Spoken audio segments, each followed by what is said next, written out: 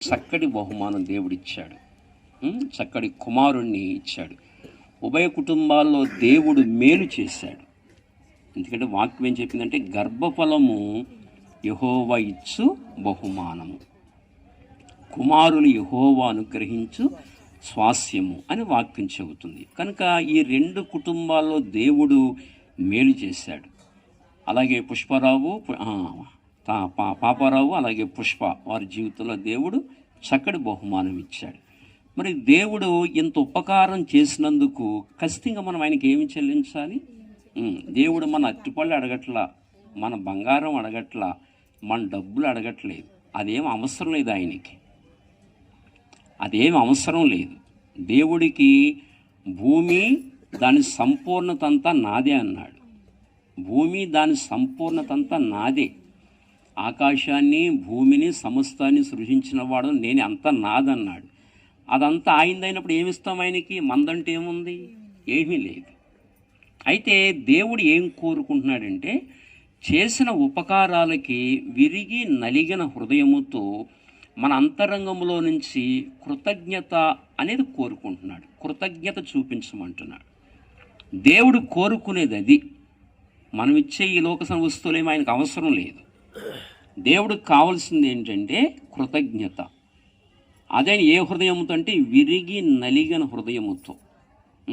సాధారణంగా మనం హైందవులంగా దేవుడి పాదాల దగ్గరికి వెళ్ళినప్పుడు మనం అందరం ఏం చేస్తుంటే కొబ్బరికాయ కొడతాం, టెంకాయలు కొడతాం, కొబ్బరికాయ కొడతాం. కొబ్బరికాయ కొట్టి ఆ నీళ్లు స్వామి పాదాల మీద వేసి 2 చెక్కలు ఇలా పెట్టి నివేదన చెల్లిస్తాం.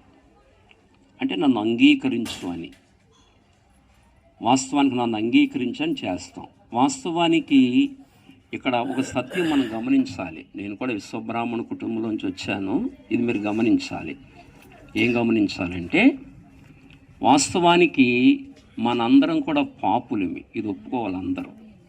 ఇక్కడ కూర్చున్న వాళ్ళు ఎవరైనా సరే నేను పుట్టిన తర్వాత ఏ రోజు అబద్ధం ఆడలేదని చేయొద్దండి ఒకసారి. ఎవరి వల్ల కాదు. ఈ భీమవరం పట్టణంలో ఎవరి వల్ల కాదు, తెలుగు రాష్ట్రాలు ఎవరి వల్ల కాదు, భారతదేశంలో ఎవరి వల్ల కాదు, యావత్ భూమి మీద ఎవరి వల్ల కాదు. చెప్పగలమా? ఎవరైనా సత్యవంతులు ఉన్నారండి? లేరు. దేవుడు అబద్ధాలు ఆడతాడా? ఆడతాం. దేవుడు పరిశుద్ధుడు. ఇది మనందరం ఎరగాలి. ఇది చెప్పండి, దేవుడు ఎవరు? పరిశుద్ధుడు. అబద్ధాలు ఆడితే ఆయన పరిశుద్ధుడు అవ్వడం. దేవుడు పరిశుద్ధుడు. దేవుడు పరమ పవిత్రుడు. ఏమండి, మానవ హృదయములో కామ, క్రోధ, లోభ, మోహ, మద, మాత్సర్యములన్నీ హృదయంలో ఉన్నాయి. అంచేత ఇలాంటి హృదయముతో దేవుడికి ప్రార్థన చేయలేం, దేవుణ్ణి స్తుతించను లేము. ఇదేమో అపవిత్రం, దేవుడు పరిశుద్ధుడు. అంచేత నకర్మణ నప్రజయ ధనేన త్యాగేనక ననుమృతత్వ మానుష అన్నాడు. అంటే నువ్వు చేసే పుణ్యకార్యాల ద్వారా, నువ్వు చేసే మంచి కార్యాల ద్వారా నా దగ్గరకు రాలేవు అన్నాడు. మనం ఎంత మంచి కార్యాలు చేసినా కూడా దేవుడు అంగీకరించడం. ఎందుకని? దేవుడు పరిశుద్ధుడు, హృదయమో అపవిత్రం. ఈ కళ్ళ ద్వారా చెడు చూస్తాం. ఒక అందమైన అమ్మాయిని చూస్తే పనికిమాలిన కోరికలు వస్తాయి. ఇక్కడ యేసుప్రభు ఏమన్నాడో తెలుసునండి? ఒక స్త్రీని మోహపు చూపుతో చూస్తే చాలు, అప్పుడే నీ హృదయమందు వ్యభిచారం చేసినట్లు అన్నాడు. అంత పరిశుద్ధుడు ఆయన. ఒక స్త్రీని మోహపు చూపుతో చూస్తే చాలు, హృదయమందు వ్యభిచారం చేసినట్లు అన్నాడు. జాగ్రత్త అన్నాడు. తీర్పు తీరుస్తాను జాగ్రత్త అన్నాడు. అంత పరిశుద్ధుడు ఆయన. మరి ఈ కళ్ళ ద్వారా మనుషులు ఎన్ని దోషాలు చేస్తారండి? చెప్పండి, ఎన్ని దోషాలు. మరి రేపొద్దున కలుషం అవదా? ఇది కలుషం అయిపోలేదా? అందుకే అన్నాడు పాపోహం పాపకర్మ పాపాత్మ పాప సంభవ పాహిమా కృపయాదేవా శరణాగత వృత్సల అన్నాడు. పాపములో పుట్టి పాపములో పెరిగి పాపకర్మ, పాప కర్మలు చేస్తున్నాం భూమి మీద. ఆలోచనల ద్వారా, చూపుల ద్వారా, మాటల ద్వారా పాప కర్మలు చేస్తున్నాం. ఆ కారణాన్ని బట్టి పాపాత్మ, ఆత్మకి ఏమంటుకుందో చెప్పనా? పాపం అంటుకుంది.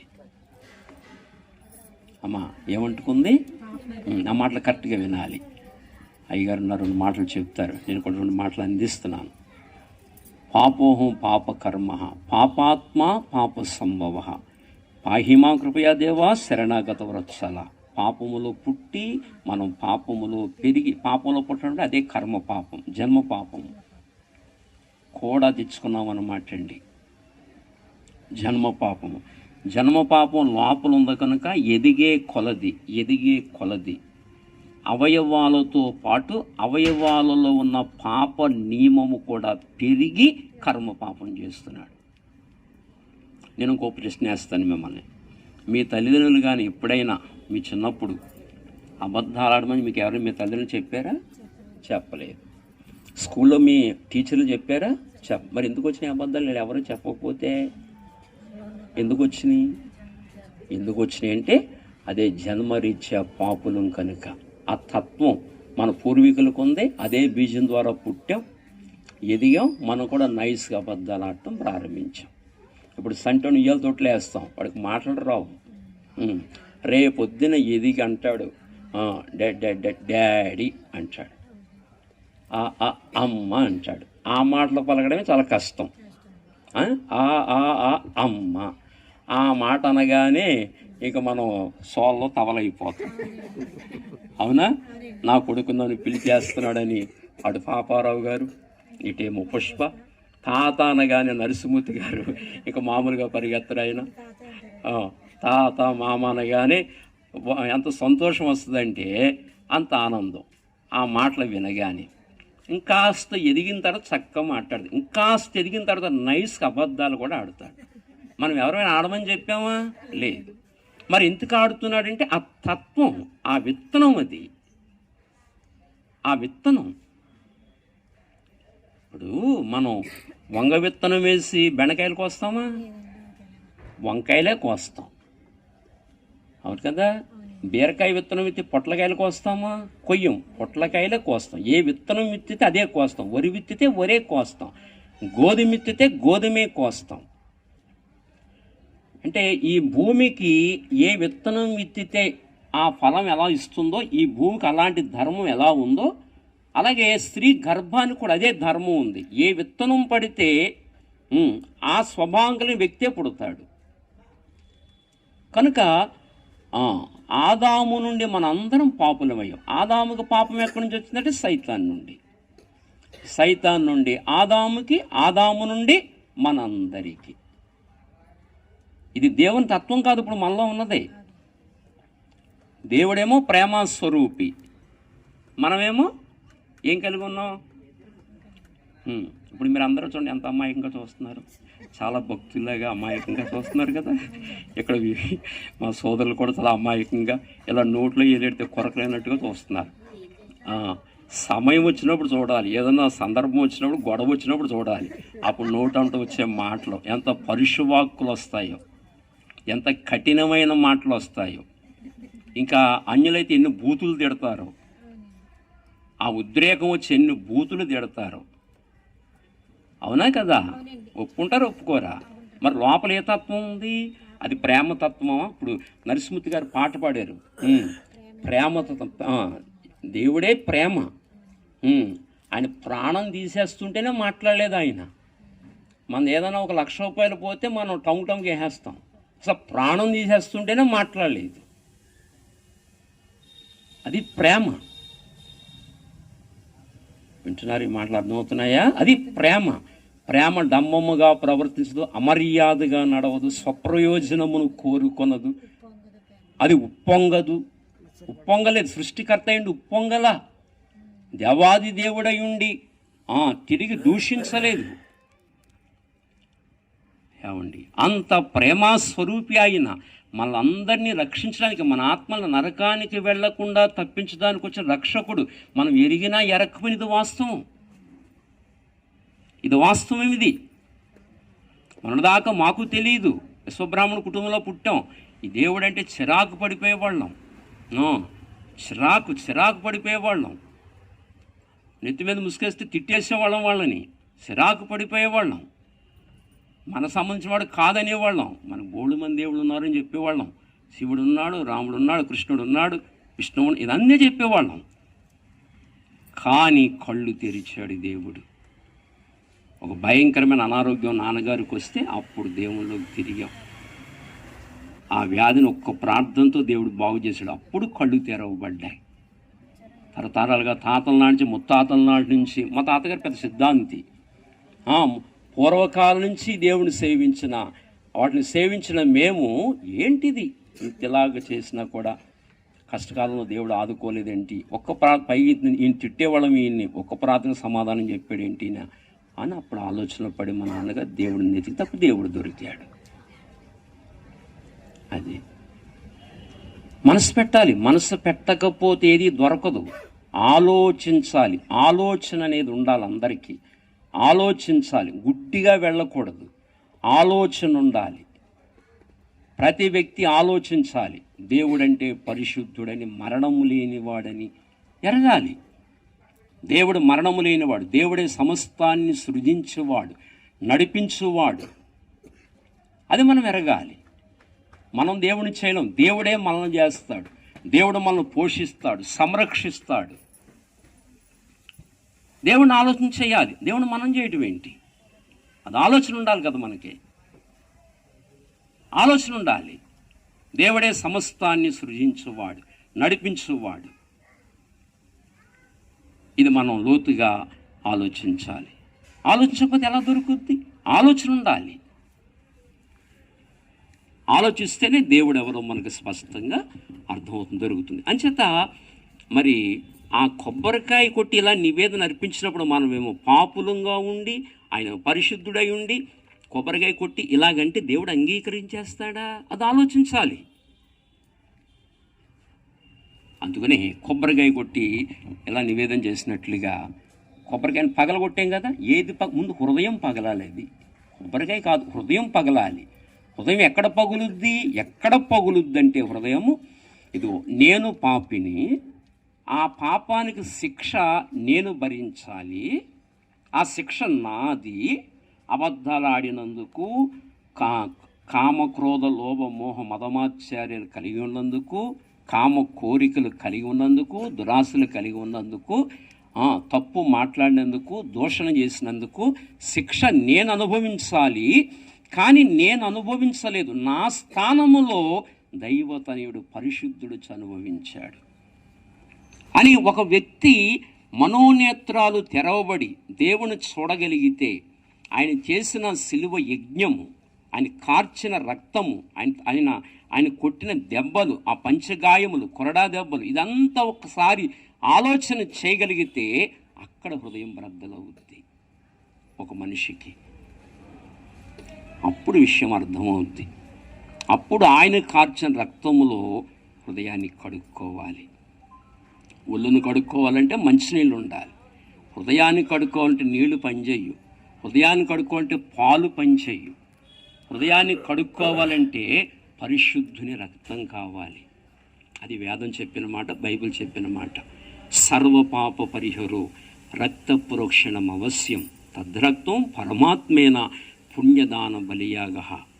సర్వ పాపములు పరిహరించబడాలంటే పరమాత్ముడు వచ్చి రక్తం చిందించాలి. పరమాత్ముడు పరిశుద్ధుడు, పరిశుద్ధ రక్తం కావాలి. స్నానం చేయాలంటే మంచినీళ్ళు కావాలి. ఎవరు మురికాలో నీళ్ళు తెస్తే ఎవరు స్నానం చేయరు కదా. మంచినీళ్ళు కావాలి. అలాగే పాపం కడగబడాలంటే పరిశుద్ధుని రక్తం కావాలి. ఆ పరిశుద్ధుడు దైవతనయుడు అని యేసు ప్రభు కుమారుడికి లోకానికి అవతరించి వచ్చాడు. కన్యక గర్భం ద్వారా వచ్చాడు. మనందరి జన్మ వేరు, ఆయన జన్మ వేరు. ఆయన పరిశుద్ధుడిగా ఓం శ్రీ కన్య సుధాయ నమః అన్నట్లుగా ఓం శ్రీ కన్య సుధాయ నమః అంటే ఓంకారము కన్యక సుతుడైనట్లుగా బైబిల్ చెప్పింది. వాక్యము కన్యక సుతుడయ్యాడు. వాక్యము కన్యక సుతుడయ్యాడు బైబిల్ చెప్పే సత్యము. వేద సూక్తేమో ఓంకారము, ఓం శ్రీ కన్య సుధాయ నమః అంటే ఓంకారము కన్యక సుతుడయ్యాడు బైబిల్ చెప్పుద్ది.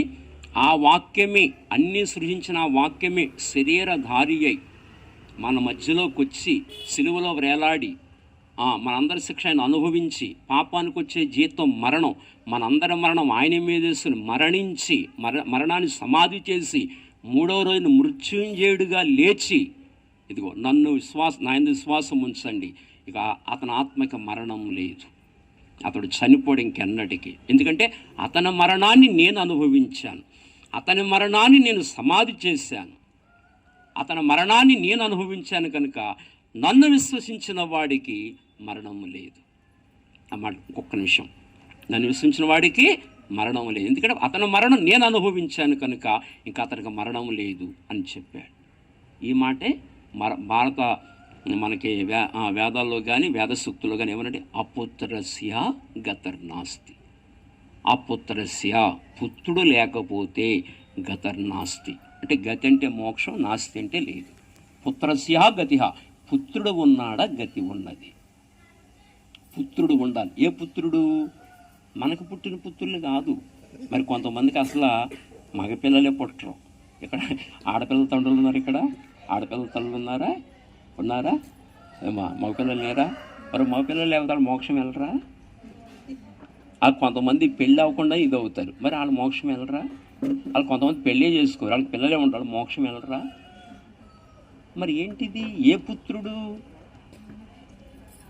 ఉన్నామి నాకు తప్పించేవాడు పుత్రుడు అంటే ఏ పుత్రుడు? ఏదో మనకు పుట్టిన పుత్రులు కాదు, ఇదిగో దైవ పుత్రుడి నాకు ఇక్కడ జన్మించాలి, అప్పుడు మోక్షానికి వారసులం అవుతాం. అదే వేదం చెప్పింది, అపుత్రస్య గతర్నాస్తి. స్వర్గోనైతే వచ్చినవి వచః, పుత్రుడు లేకపోతే గతి లేదు. పుత్రస్య గతిహ, పుత్రుడు ఉన్నాడా గతి ఉన్నది. ఆ పుత్రుడు ఎలాంటి వాడే ఉండాలి? మార్గయతి ఇతి పుత్ర, అంటే చెడ్డ గుణములను చంపువాడు పుత్రుడు, అంటే పాపములను తీసివేయవాడు పుత్రుడు. అతను ఏమై ఉండాలంటే అతడు పరిశుద్ధుడై ఉండాలి. కనుక ఆ పరిశుద్ధుడిగా ఈ లోకానికి దిగొచ్చాడు కనుక ఆయన నామాలు ఎవరైతే విశ్వాసం ఉంచుతారో వారు పరిశుద్ధులై దేవుని రాజ్యానికి వారసులు అవుతారు. అంచేత ఆ యేసు ప్రభు ద్వారా చేసిన మేలు కొరకు, చేసిన మేలు ఉభయ కుటుంబాలు, అటు తమ్మ శ్రీని గారి కుటుంబంలో, ఇటు నెల్లా నరసింహమూర్తి గారి కుటుంబంలో, ఈ 2 కుటుంబాల్లో దేవుడు గొప్ప కార్యం చేశాడు కనుక చక్కటి బహుమానం మగబడినిచ్చాడు కనుక చేసిన మేలును బట్టి యేసుక్రీస్తు ద్వారా మనం దేవునికి ఏం చెల్లించాలి? స్తుతులు, కృతజ్ఞతాస్తుతులు. కొలస్సె 3:17 మాట అదే. 3:17 మాట చేత కానీ క్రియ చేత కానీ మీరేమీ చేసినను ప్రభువైన యేసు ద్వారా తండ్రి అని దేవుని కృతజ్ఞతాస్తుతులు చెల్లించి సమస్తము ఆయన పేరట చేయమని చెప్పాడు కనుక మరి చేసిన ఉపకారాన్ని బట్టి దేవునికి మన స్తుతులు చెల్లిస్తూ ఈ కార్యక్రమం చేస్తున్నాం. చక్కగా మరి చేసిన మేలును బట్టి ప్రభా ఇంత ఉపకారం కుటుంబంలో చేసావు, పాపారావు జీవితంలో, పుష్ప జీవితంలో చక్కటి బహుమానం దేవుడు ఇచ్చాడు కనుక ప్రభా ఈ చక్కటి బహుమానం ఇచ్చావు కనుక నీకు కృతజ్ఞతలు చెల్లించుకుంటున్నామని దేవుణ్ణి ఆరాధించి దేవునికి స్తుతులు చెల్లించి దేవుని గణపరిచి అన్ని విషయాల్లో దేవుని ముందు పెట్టుకుని మనం దేవుని గణపరిచి దేవుని కొనియాడాలని ఈ మాటలు మనకు తెలియజేస్తున్నాయి కనుక అందుకే ఇదిగో దేవుడు మాకు ఈ మేలు చేశాడని మిమ్మల్ని అందరినీ పిలుచుకుని వీరు ఉపకారం దేవుడు మాకు చేశాడని మనందరికీ తెలియజేయడానికి ఈ కొడుకుని ఏర్పాటు చేసుకున్నారు వీరు. కనుక ఆ విధంగా దేవుని గణపరిచి ఈ కార్యక్రమం జరిగిందో ఈ కొద్ది మాటలు దేవుడు మన వెనుకల్లో దీవించి ఆశీర్వదించను గాక. అలా చేయగలిగేది దేవుని వాక్యం ఒకటే, ఇక దేనికి ఆ శక్తి లేదు. మాస్టర్ గారిని మార్చింది దేవుని వాక్యమే, మమ్మల్ని మార్చింది దేవుని వాక్యమే కదా, దేవుడే మార్చగలడు. చాలా సంతోషం. మరి చక్కటి మాటలు అందించిన మరి దైవజనులకి సత్య గారికి మనందరి తరఫున ప్రత్యేకమైన వందనాలు తెలియజేస్తున్నానండి. చాలా సంతోషం. ఇందాక పాస్టర్ గారు ప్రశ్న అడిగారు కదా, ఉయ్యాల తొట్టి ఎందుకని కదా, నేను కూడా ఒక్క మాట ఆ సందర్భంగా జ్ఞాపకం చేసి నేను ముగించేస్తాను. ఇర్మియా గ్రంథము 2వ అధ్యాయము 13వ వచనం ఉయ్యాల తొట్ల గురించి ఒక మాట జ్ఞాపకం చేసి నేను ముగించేస్తాను. ఇర్మియా గ్రంథము 2వ అధ్యాయం 13వ వచనం, నా జనులు 2 నేరములు చేసి ఉన్నారు. దేవుడు అంటాడు నా జనులు 2 నేరాలు చేశారు. ఒక నేరం ఏంటో తెలుసునా? అదిగో జీవజలముల ఊట అయినా నన్ను విడిచి ఉన్న అదొక నేరం. ప్రజలు ఏం చేశారు? జీవజలముల ఊట అయినా నన్ను విడిచారు, అదొక నేరం. 2వ నేరం తమ కొరకు తొట్లను. మనం ఇదే ఫంక్షన్లో ఉన్నాం. ఇదే తొట్టే. తొట్టు గురించి మాట్లాడుతుంది అక్కడ బైబిల్. తొట్టి గురించి మాట్లాడుతుంది. తమ కొరకు తొట్లను అనగా అదిగో బ్రద్దలై నీళ్లు నిలవని తొట్లను తమ కొరకు తొలిపించుకొని ఉన్నారు. ఎంత అద్భుతంగా దేవుడు మాట్లాడుతున్నాడో చూడండి. చాలా తేలిగ్గా అర్థమయ్యేలా మాట్లాడుతున్నాడు. ఒక నేరం ఏంటి చెప్పండి? జీవజలముల ఊట అయినా నన్ను విడిచిపెట్టారు. ఈ ప్రజలు జీవజలముల ఊట అయినా విడిచిపెట్టారు. రెండవ నేరం ఏంటంటే తమ కొరకు నీళ్లు నిలవని తొట్లను తమ కొరకు తొలిపించుకొని ఉన్నారు. నీళ్లు నిలవని తొట్లు. ఈ తొట్లు అనగా అర్థం ఏమిటంటే, ఇంకొంచెం ఎదరికెళ్తే మనకు అర్థం తెలుస్తుంది. ఇర్మియా 16:20. ఈ తొట్లు ఏమిటంటే ఇర్మియా 16:20 చెప్పాడు.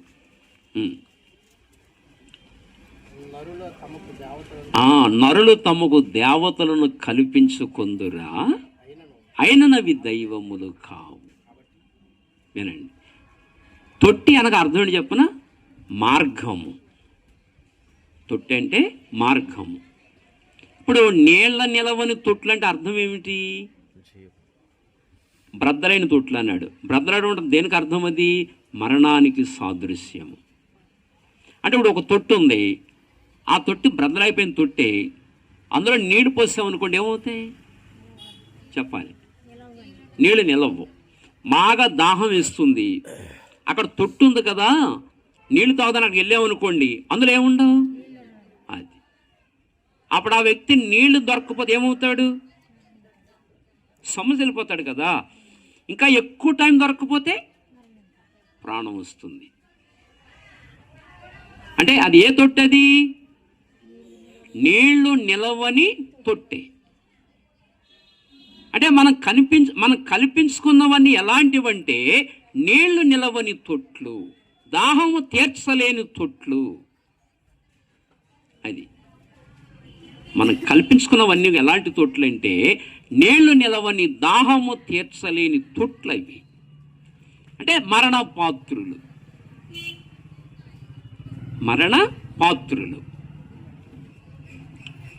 కానీ యేసు ప్రభు ఎవరంటే జీవజలముల ఊట. ఆయన ఏ ఊట? జీవజలముల ఊట. అందుకని ఆయన దగ్గరికి వచ్చిన వాళ్ళకి ఏం కలుగుద్దంటే విశ్రాంతి. తొట్లో పడుకోబెడతాం సంటోండి. ఎందుకు? చిన్నపిల్లలకి ఒక రకమైన హాయిని కల్పించాలి మనం. ఆ హాయిని ఎందుకు కల్పించాలి? నిద్రపోవడానికి. ఎందుకు నిద్రపోవాలి? చిన్నపిల్ల 18 గంటలు నిద్రపోవాలి. ఎందుకు నిద్రపోవాలి అంటే అన్ని అవయవాలు మెచ్యూరిటీ అవ్వాలి, ఎదగాలి. అన్ని అవయవాలు ఎదగాలి, ఎక్కువ నిద్రపోవాలి. వాళ్ళు ఎక్కువ నిద్రపోవాలంటే ఒక రకమైన హాయిని కల్పించాలి. అలా కల్పించాలంటే వాళ్ళు ఓపాలి. అలా ఓపాలి అంటే చేతిలో వేసుకుంటాం, ఆ తర్వాత మనకు ఎప్పుడు పనులు ఉంటాయి కదా, అందులో వేసి మనం జస్ట్ అలా ఊపుతూ ఉంటే వారు నిద్రలోకి జారుకుంటారు. ఎప్పుడైతే నిద్రలోకి వెళ్ళారో అప్పుడు అవయవాలు మంచి దేహదారుఢ్యం వచ్చి అవయవాలన్నీ చక్కగా నిద్రలో అలా ఎదిగి మంచిగా గ్రోత్ అవుతారు. అందుకే పిల్లలకు ఉయ్యాలతో అందుకే వేస్తారు. వాళ్ళకు ఒక రకమైన హాయిని కల్పించాలి. హాయిలో వాళ్ళకి నిద్ర రావాలి, ఎక్కువ సమయం నిద్రపోవాలి. అలా ఎక్కువ సమయం నిద్రపోవడం ద్వారా ఒక రకమైన విశ్రాంతిని వాళ్ళకి కల్పించడం ద్వారా అన్ని అవయవాలు మంచిగా ఏర్పడి, అంటే తల్లి గర్భంలో ఏర్పడిపోతాయి. ఇప్పుడు పెరగాలి, మంచిగా గ్రోత్ అవ్వాలి. అలా మంచిగా గ్రోత్ అవ్వాలంటే నిద్రలోకి తీసుకెళ్ళాలి. నిద్రలోకి తీసుకెళ్ళాలంటే ఇలాంటి పరికరాలు అవసరం. మీకు అర్థమవుతుందా? కనుక ఈ తొట్టె ఎలా చిన్నపిల్లకి ఎలా విశ్రాంతినిస్తుందో మనకు అసలైన విశ్రాంతినిచ్చేవాడు ఎవరంటే జీవజలముల ఊట అయిన యేసు ప్రభు. అందుకే ఆయన పిలిచారు కదా, ప్రయాసపడి పాప భారమును మోయించిన వాళ్ళ నా యొద్దకు రండి, నేను మీకు విశ్రాంతిని కలుగు చేతును. ఏంటా విశ్రాంతి అంటే ఆత్మకు విశ్రాంతి. ఎక్కడికి వెళ్లకుండా అంటే అగ్నిగుండానికి వెళ్లకుండా. అగ్నిగుండంలో పరిస్థితి ఏంటంటే ఆత్మక యుగయుగాలు అగ్ని గంధకాలతో మండు గుండములో ఉండి నెమ్మది లేకుండా, విశ్రాంతి లేకుండా యుగయుగాలు అందులో బాధపడుతూ ఉండాలి. అక్కడి నుంచి తప్పించి మానవుడికి విశ్రాంతినివ్వడానికి యేసుప్రభు లోకానికి వచ్చారు కనుక ఆయన జీవజలముల ఊట. మనందరి మరణం ఆయన మీద వేసుకుని మరణించి తిరిగి లేచాడు కనుక ఆ ప్రభువుని అంగీకరించిన వారికి మరణం ఉండదు, నిత్య విశ్రాంతిలోకి వెళతారు. అలాగే మన పిల్లల్ని అలా దేవుని సన్నిధిలో పెంచి మోక్షరాజ్యానికి వారసులను చేయాలి. భూమి మీద ఉండగా మంచి భక్తితో వాళ్ళు జీవించాలి, పరిశుద్ధులుగా జీవించాలి. అలా మన పిల్లల్ని దైవ జ్ఞానంలో పెంచాలని నేను వాక్యం మనకు నేర్పిస్తుంది.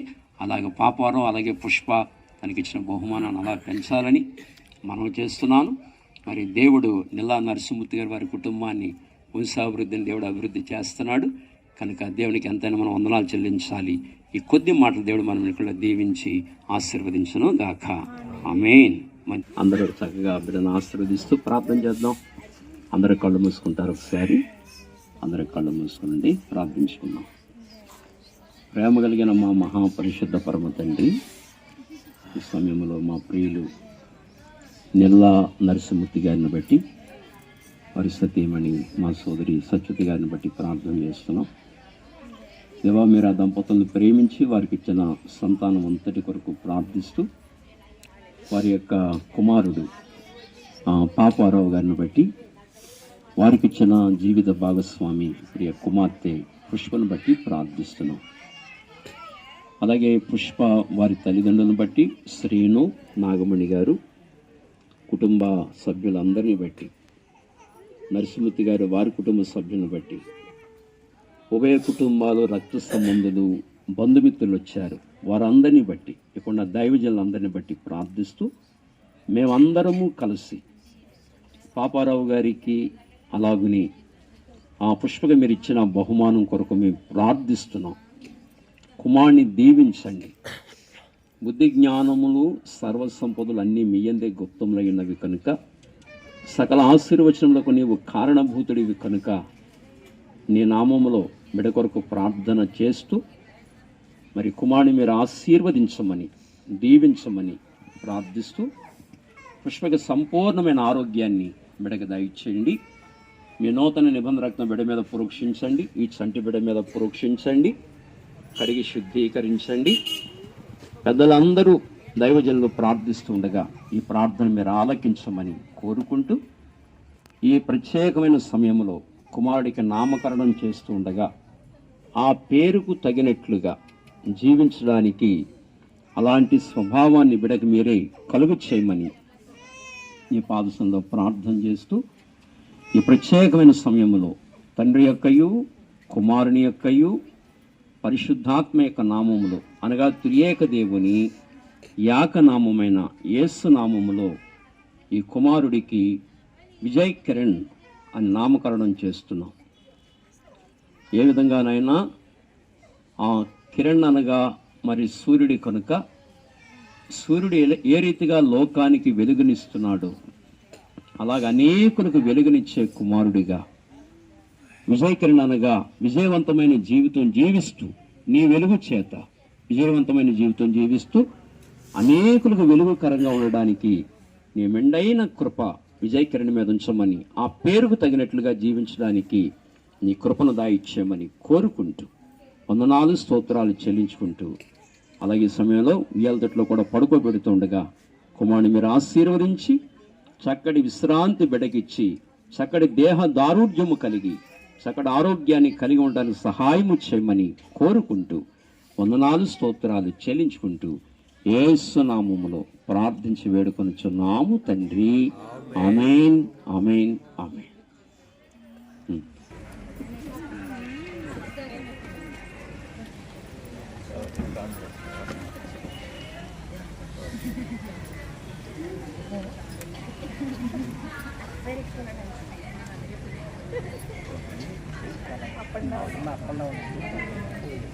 కింద రాయాలంటే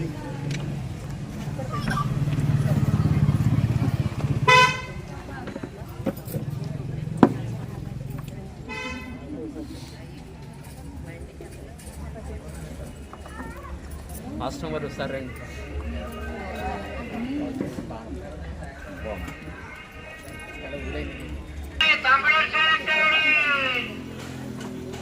తోడై ఉన్నారు.